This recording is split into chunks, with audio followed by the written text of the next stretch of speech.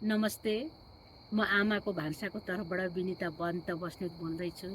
जुन हामीले दसैँको अर्डरबाट नाफा आएको सर्टेन पर्सेन्टबाट डरहम कम्युनिटी फ्रिजमा खाना राख्ने जुन प्रतिबद्धता हामीले जनाएका थियौँ, आज हामीले त्यो पुरा गऱ्यौँ। हजुरहरूले सहयोग गर्नुभएकोमा हजुरहरूलाई मुरी मुरी धन्यवाद।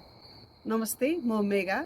आमाको भान्सालाई धेरै धेरै धन्यवाद। यहाँ डरम कम्युनिटी फ्रिजमा खाना राख्नलाई खाना डोनेसन गरिदिनु भएकोमा हाम्रो कन्टेनरको लागि पिपल कन्सेप्टलाई धेरै धेरै धन्यवाद।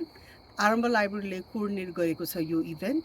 यस्तै तपाईँहरूलाई पनि भविष्यमा यस्तै कुनै कम्युनिटी सर्भिस इभेन्टहरू गर्न मन छ अथवा इच्छा छ भने हामीलाई सम्पर्क गर्नुहोस्।